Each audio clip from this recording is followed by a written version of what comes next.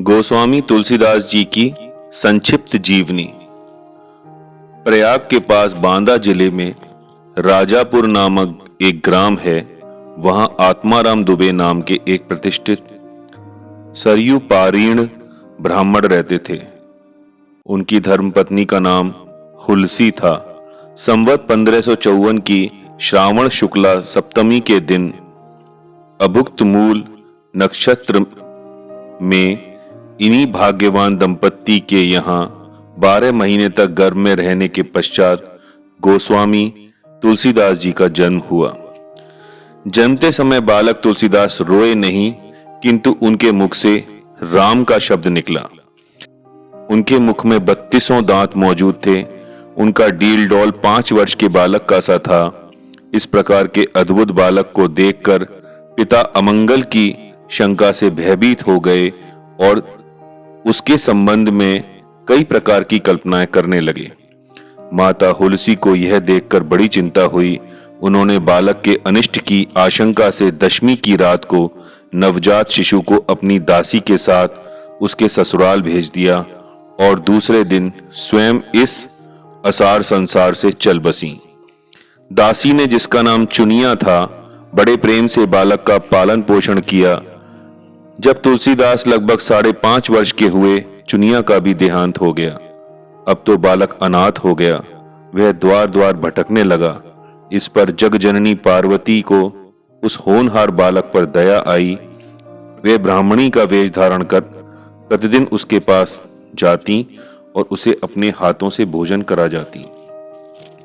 इधर भगवान शंकर जी की प्रेरणा से रामशैल पर रहने वाले श्री अनंतानंद जी के प्रिय शिष्य श्री नरहरयानंद जी ने इस बालक को ढूंढ निकाला और उसका नाम राम बोला रखा। उसे वे अयोध्या ले गए और वहां संवत 1561 माघ शुक्ला पंचमी शुक्रवार को उसका यज्ञोपवीत संस्कार कराया। बिना सिखाए ही बालक राम बोला ने गायत्री मंत्र का उच्चारण किया, जिसे देखकर सब लोग चकित हो गए। इसके बाद नरहरि स्वामी ने वैष्णवों के 5 संस्कार करके राम बोला को राम मंत्र की दीक्षा दी और अयोध्या में ही रहकर उन्हें विद्या अध्ययन कराने लगे। बालक राम बोला की बुद्धि बड़ी प्रखर थी। एक बार गुरु मुख से जो सुन लेते थे, उन्हें वह कंठस्थ हो जाता था। वहां से कुछ दिन बाद गुरु शिष्य दोनों शूकर क्षेत्र सोरो पहुंचे। वहां श्री नरहरि जी ने तुलसीदास जी को रामचरित सुनाया। कुछ दिन बाद वे काशी चले आए। काशी में शेष सनातन जी के पास रहकर तुलसी ने 15 वर्ष तक वेद वेदांग का अध्ययन किया। इधर उनकी लोक वासना कुछ जागृत हो उठी और अपने विद्या गुरु से आज्ञा लेकर वे अपनी जन्मभूमि लौट आए। वहां आकर उन्होंने देखा कि उनका परिवार सब नष्ट हो चुका है। उन्होंने विधि पूर्वक अपने पिता आदि का श्राद्ध किया और वहीं रहकर लोगों को भगवान राम की कथा सुनाने लगे। संवत 1586 ज्येष्ठ शुक्ला 13 गुरुवार को भारद्वाज गोत्र की एक सुंदरी कन्या के साथ उनका विवाह हुआ और वे सुखपूर्वक अपनी नवविवाहित वधू के साथ रहने लगे। एक बार उनकी स्त्री भाई के साथ अपने मायके चली गई। पीछे पीछे तुलसीदास जी भी वहां जा पहुंचे। उनकी पत्नी ने इस पर उन्हें बहुत धिक्कारा और कहा कि मेरे इस हाड़ मांस के शरीर में जितनी तुम्हारी आसक्ति है, उससे आधी भी यदि भगवान में होती तो तुम्हारा बेड़ा पार हो गया होता। तुलसीदास जी को ये शब्द लग गए।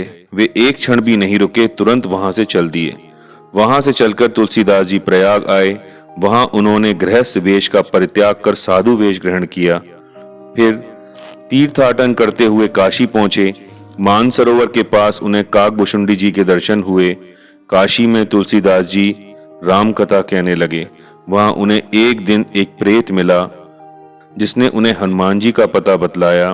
हनुमान जी से मिलकर तुलसीदास जी ने उनसे श्री रघुनाथ जी का दर्शन कराने की प्रार्थना की। हनुमान जी ने कहा, तुम्हें चित्रकूट में रघुनाथ जी के दर्शन होंगे। इस पर तुलसीदास जी चित्रकूट की ओर चल पड़े। चित्रकूट पहुंचकर रामघाट पर उन्होंने अपना आसन जमाया। एक दिन वे प्रदक्षिणा करने निकले थे। मार्ग में उन्हें श्री राम के दर्शन हुए।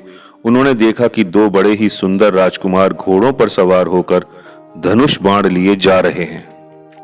तुलसीदास जी उन्हें देखकर मुग्ध हो गए, परंतु उन्हें पहचान न सके। पीछे से हनुमान जी आकर उन्हें सारा भेद बताया तो वे बड़ा पश्चाताप करने लगे।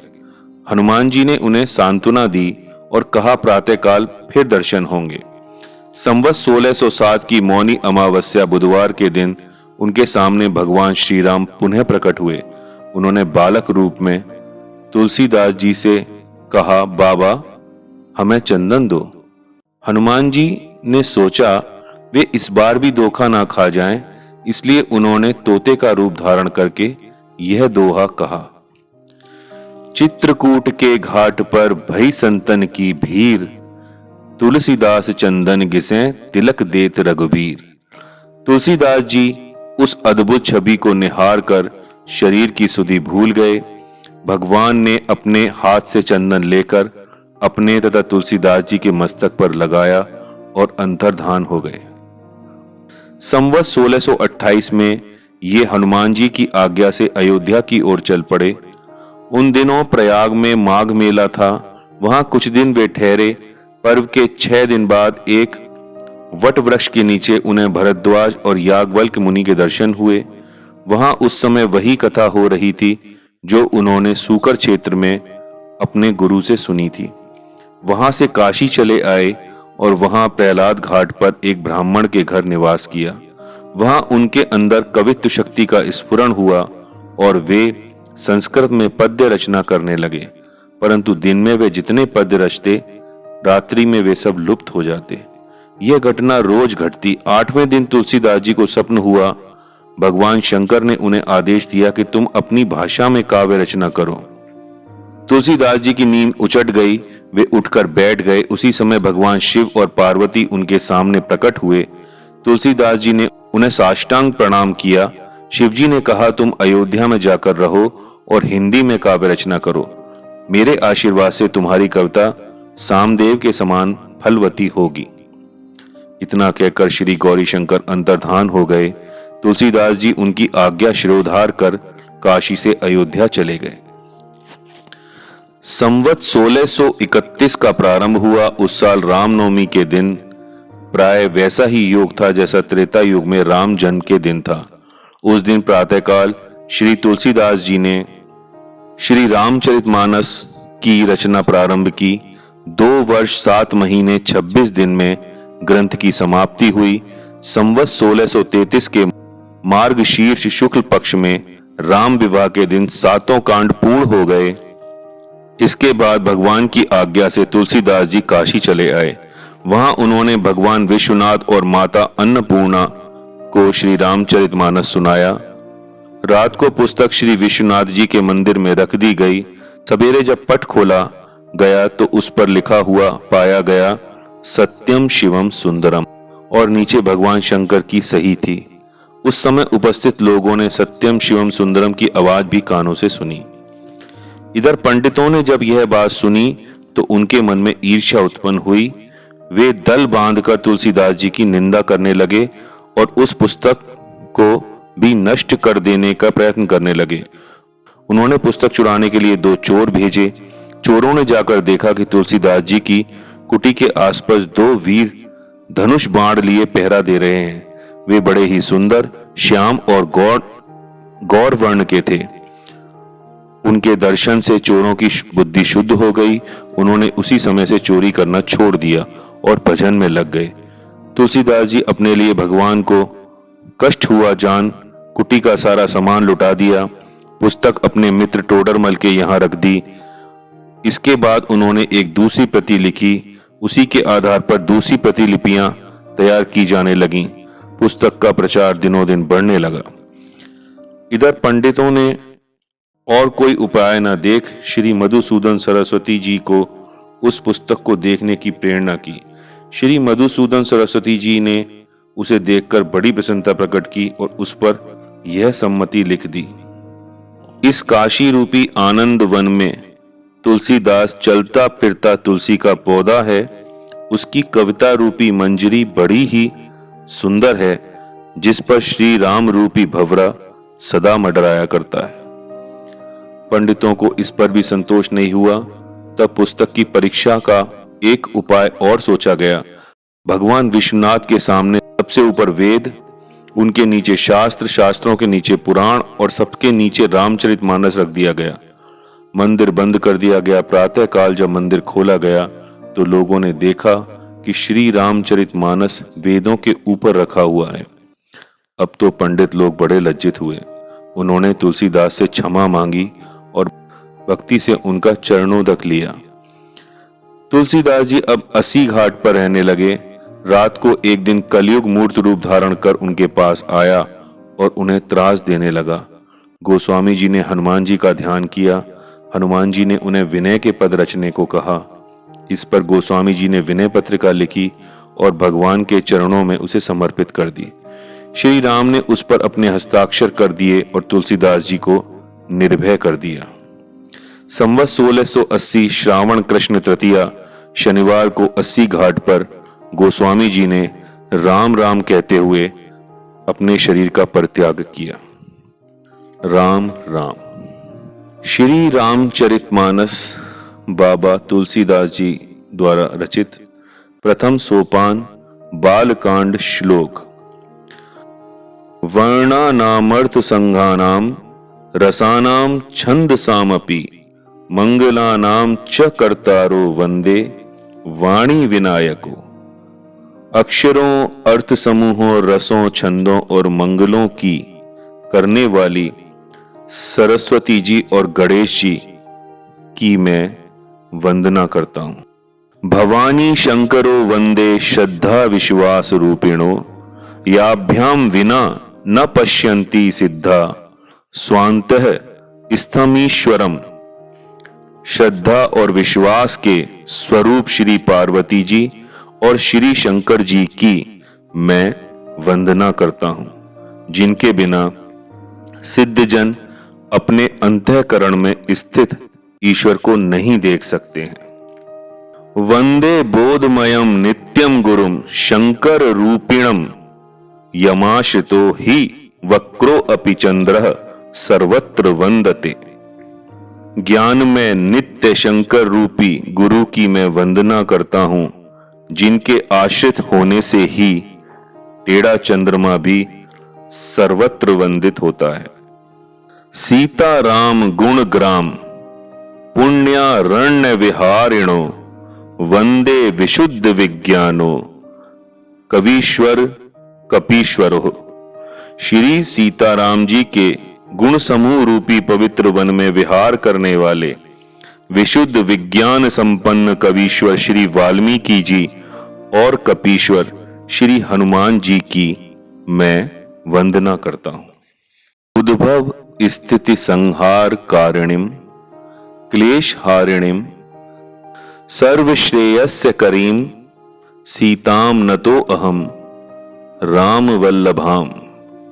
उत्पत्ति, स्थिति अर्थात पालन और संहार करने वाली, क्लेशों की हरने वाली तथा संपूर्ण कल्याणों की करने वाली श्री रामचंद्र जी की प्रियतमा श्री सीता जी को मैं नमस्कार करता हूं। यन माया वशवर्ती विश्वम खिलम ब्रह्मादि देवासुरा यत् सत्वाद मृषैव भाति सकलम रज्जो यथा हे भ्रमः यत् पाद प्लवमेकमेव ही भवाम भो दे स्थिति वर्षावताम वंदे अहम तम शेष कारण परम रामाख्यमिशम हरिम। जिनकी माया के वशीभूत संपूर्ण विश्व ब्रह्मादि देवता और असुर हैं, जिनकी सत्ता से रस्सी में सर्प के भ्रम की भांति यह सारा दृश्य जगत सत्य ही प्रतीत होता है, और जिनके केवल चरण ही भवसागर से तरने की इच्छा वालों के लिए एकमात्र नौका हैं, उन समस्त कारणों से पर अर्थात सब कारणों के कारण और सबसे श्रेष्ठ राम कहाने वाले भगवान हरि की मैं वंदना करता हूं। नाना पुराण निगमागम सम्मतम यद रामायणे निगदितम क्वचिदन्य तो अपि स्वांतः सुखाय तुलसी रघुनाथ गाथा भाषा निबंध मति मंजुल मात नोती। अनेक पुराण, वेद और तंत्र शास्त्र से सम्मत तथा जो रामायण में वर्णित हैं और कुछ अन्यंत्र से उपलब्ध श्री रघुनाथ जी की कथा को तुलसीदास अपने अंतःकरण के सुख के लिए अत्यंत मनोहर भाषा रचना में विस्तृत करता है। दीन दयाल बिरुद संभारी हरहु नाथ मम संकट भारी। दीन दयाल बिरुद संभारी हरहु नाथ मम संकट भारी। सोरठा आता है। जो सुमिरत सिद्धि होई गणनायक कर बर बदन करऊ अनुग्रह सोई बुद्धि राशि शुभ गुण सदन। जिन्हें स्मरण करने से सब कार्य सिद्ध होते हैं, जिन्हें स्मरण करने से सब कार्य सिद्ध होते हैं, जो गणों के स्वामी और सुंदर हाथी के मुख वाले हैं, वे ही बुद्धि के राशि और शुभ गुणों के धाम अर्थात श्री गणेश जी मुझ पर कृपा करें। मूक होई बाचाल पंगु चढ़ई गिरबर गहन जासु कृपा सो दयाल द्रवौ सकल कलमल दहन। जिनकी कृपा से गूंगा बहुत सुंदर बोलने वाला हो जाता है और लंगड़ा लूला दुर्गम पहाड़ पर चढ़ जाता है, वे कलयुग के सब पापों को जला डालने वाले दयालु भगवान मुझ पर द्रवित हों अर्थात दया करें। नील सरोरहु श्याम तरुण अरुण बारिज नयन करऊ सो मम उर्धाम सदा क्षीर सागर शयन। जो नील कमल के समान श्याम वर्ण है, पूर्ण खिले हुए लाल कमल के समान जिनके नेत्र हैं और जो सदा क्षीर सागर में शयन करते हैं, वे भगवान नारायण मेरे हृदय में निवास करें। कुंद इंदु समदेह उमा रमन करुणा अयन जाहि दीन पर नेह करौ कृपा मर्दन मयन। जिनका कुंद के पुष्प और चंद्रमा के समान गौर शरीर है, जो पार्वती जी के प्रियतम और दया के धाम हैं और जिनका दीनों पर स्नेह है, वे कामदेव का मर्दन करने वाले शंकर जी मुझ पर कृपा करें। बंदौ गुरुपद कंज कृपा सिंधु नर रूप हरि महामोहतम पुंज जासु बचन रवि कर निकर। मैं उन गुरु महाराज के चरण कमल की वंदना करता हूं, जो कृपा के समुद्र और नर रूप में श्री हरि ही हैं और जिनके वचन महामोह रूपी घने अंधकार के नाश करने के लिए सूर्य किरणों के समूह हैं। बंदौ गुरु पद पदुम परागा सुरचि सुबास सरस अनुरागा अमीय मूरि में चूरन चारु समन सकल भवरुज परिवारु। मैं गुरु महाराज के चरण कमलों के रज की वंदना करता हूँ, जो सुरुचि अर्थात सुंदर स्वाद, सुगंध तथा अनुराग रूपी रस से पूर्ण है। वह अमर मूल अर्थात संजीवनी जड़ी का सुंदर चूर्ण है, जो संपूर्ण भवरोगों के परिवार को नाश करने वाले हैं। सुकृति संबुतन बिमल विभूति मंजुल मंगल मोद प्रसूति जन मन मंजु मुकुर मल हरणी किए तिलक गुण गण बस करनी। वह रज सुकृति अर्थात पुण्यवान पुरुष रूपी शिवजी के शरीर पर सुशोभित निर्मल विभूति हैं और सुंदर कल्याण और आनंद की जननी है। भक्त के मन रूपी सुंदर दर्पण के मैल को दूर करने वाली और तिलक करने से गुणों के समूह को वश में करने वाली है। श्री गुरुपद नख मणि गण ज्योति, सुमिरत दिव्य दृष्टि ही होती। दलन मोह तम सोस प्रकाशु, बड़े भाग उर आवई जासु। श्री गुरु महाराज के चरण नखों की ज्योति मणियों के प्रकाश के समान है, जिसके स्मरण करते ही हृदय में दिव्य दृष्टि उत्पन्न हो जाती है। वह प्रकाश अज्ञान रूपी अंधकार का नाश करने वाला है। वह जिसके हृदय में आ जाता है उसके बड़े भाग्य हैं। उघरहि बिमल बिलोचन ही के, मिटहि दोष दुख भव रजनी के। सूझहि राम चरित मनि मानिक, गुबुत प्रकट जय जो जेहि खानिक।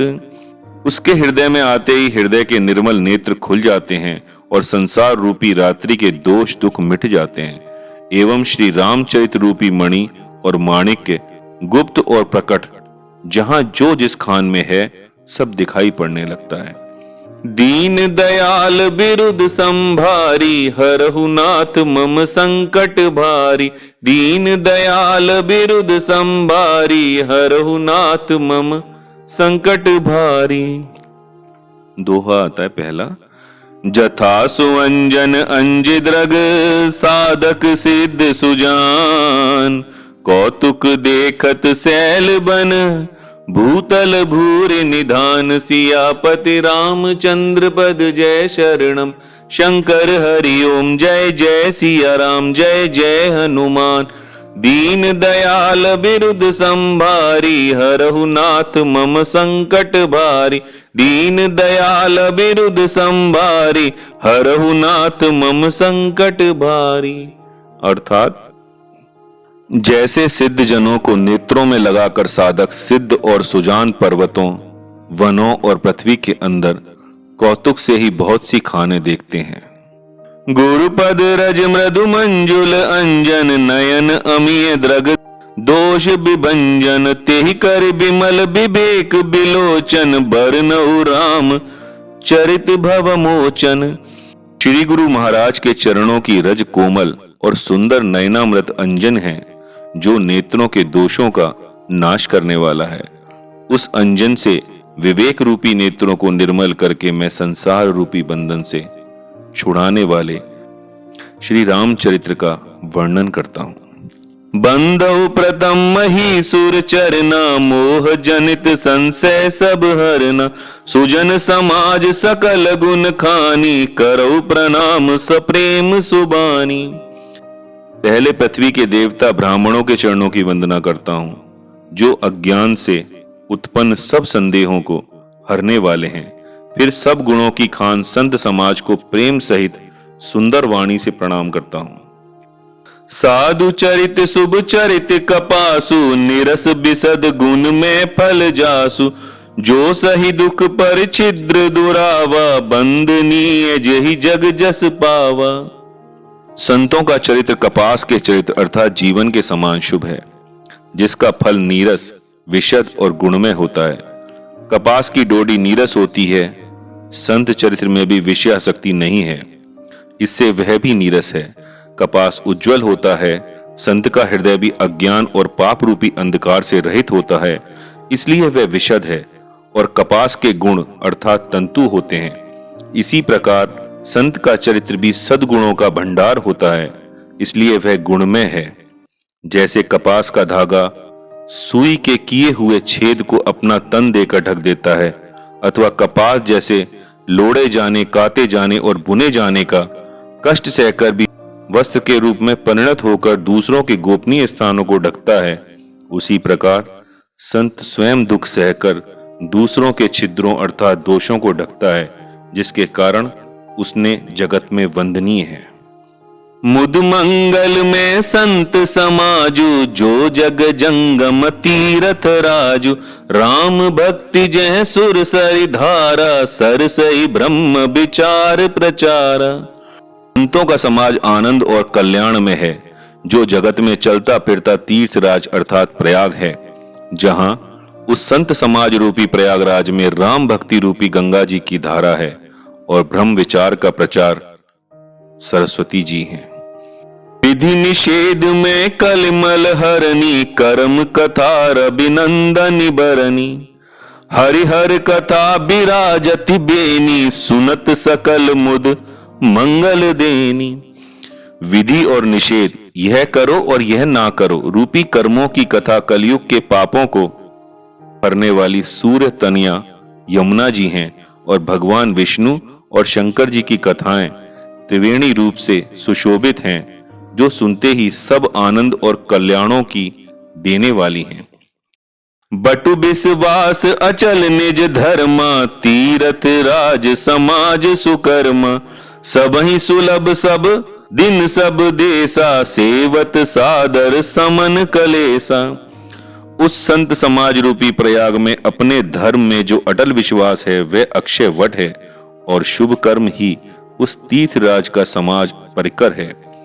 वह संत समाज रूपी प्रयागराज सब देशों में सब समय सभी को सहज ही में प्राप्त हो सकता है, और आदर पूर्वक सेवन करने से क्लेशों को नष्ट करने वाला है। अखत अलौकिक तीरथ राउ, दे सद फल प्रगट प्रभाव। वह तीर्थराज अलौकिक और अकथनीय है एवं तत्काल फल देने वाला है, उसका प्रभाव प्रत्यक्ष है। दीन दयाल बिरुद संभारी, हरहु नाथ मम संकट भारी। दीन दयाल बिरुद संभारी, हरहु नाथ मम संकट भारी।